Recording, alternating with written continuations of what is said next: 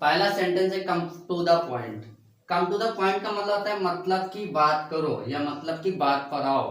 Come to the point, point पर आओ, ठीक है। समझ में ये बात। कम टू द हाउस, घर पर आओ। तो यहाँ पर हम जो चीज चेंज कर देंगे तो इंग्लिश भी चेंज हो जाएगा। Come to the office, office पर आओ, ठीक है। तो इस तरह के सेंटेंस ऐसे बना सकते हो कम टू द पॉइंट से। दूसरा सेंटेंस है something is fishy. Something is fishy का मतलब होता है दाल में कुछ काला है। तीसरा है I can't it. I can't it का मतलब होता है मैं बर्दाश्त नहीं कर सकता हूँ, ठीक। चौथा है वाइट सो। वाइट सो का मतलब होता है ऐसा क्यों है। पांचवा है why did you let him go. तुमने उसे जाने क्यों दिया।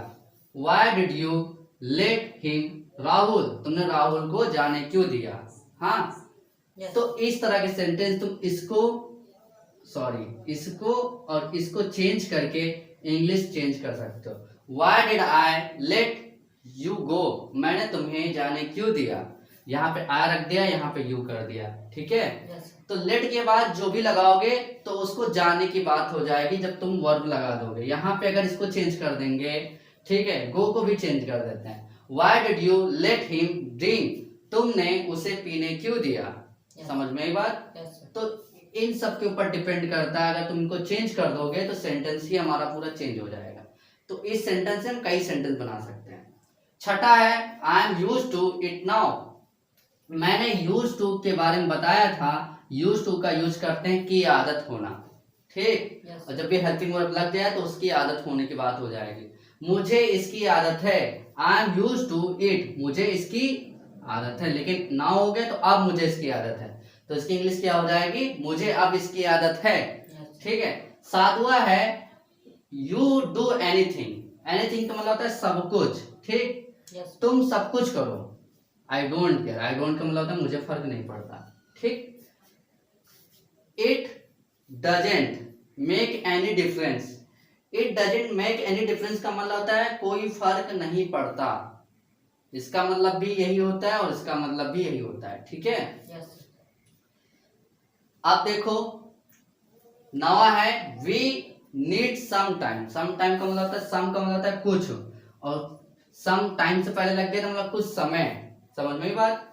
कुछ समय। वी नीड मतलब आवश्यकता है, चाहिए। नीड का यूज चाहिए के लिए भी कर सकते हो, आवश्यकता के लिए भी कर सकते हो, जैसा तुम्हारा मन है, ठीक। वी नीड सम टाइम, मुझे मतलब हमें कुछ समय चाहिए या हमें कुछ समय की आवश्यकता है।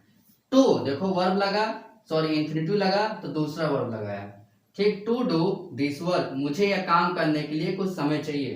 टू दिस वर्क, दिस मतलब यह काम, ठीक। समझ में बात। To this work we need some time to this work, sorry to do this work, हमें ये काम करने के लिए कुछ समय चाहिए। समझ में बात। 10वां है आई नो, मैं जानता हूं। You could have done better, तुम बेहतर कर सकते थे।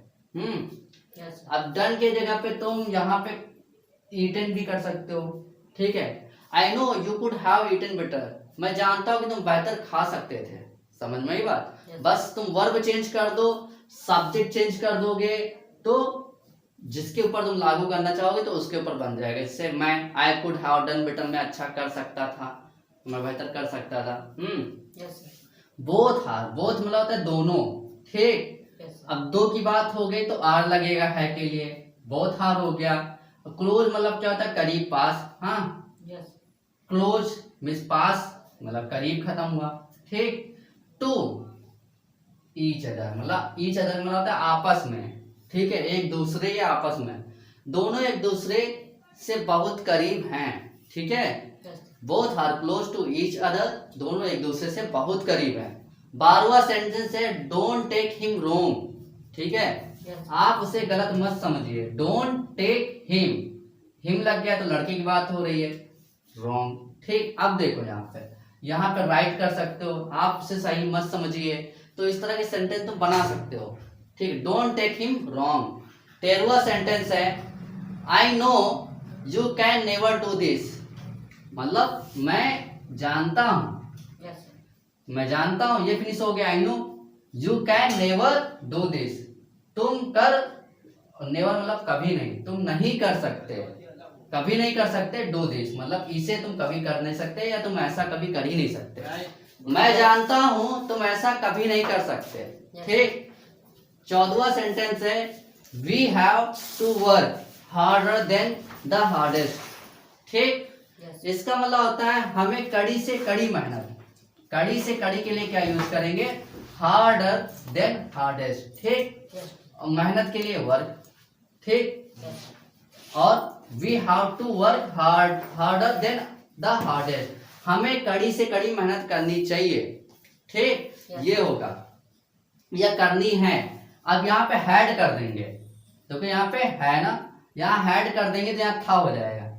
We had to work harder than the hardest, हमें कड़ी से कड़ी मेहनत करनी थी। समझ में ही बात। 15 सेंटेंस है even if you will kill me. Even if का मतलब क्या होता है, इवन इफ का मतलब होता है भले ही। ठीक। Even if you will kill me, भले तुम मुझे मार डालोगे या भले तुम मुझे मार डालो। ठीक है। Yes sir. ओके। अब देखो 16 सेंटेंस देखते हैं। 16 सेंटेंस है आई थॉट। थॉट क्या है, थिंक की सेकेंड फॉर्म है। Think, thought, thought, thinking. Yes sir. ठीक है। मैंने सोचा या मुझे लगा, दोनों में से इनकी दोनों हिंदी होंगी। ठीक। मैंने सोचा या मुझे लगा। I must tell you, I must tell you.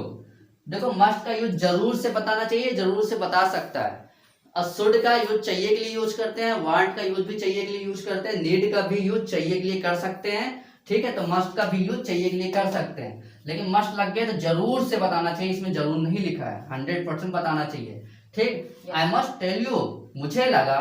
I thought, तुम्हें बताना चाहिए। I must tell you. ठीक। अब 17 है I can't cheat her. I can't, can not को कांट पड़ता है। आई कांट चीट हर, मैं उसे धोखा नहीं दे सकता, ये दे सकता हूं। ठीक।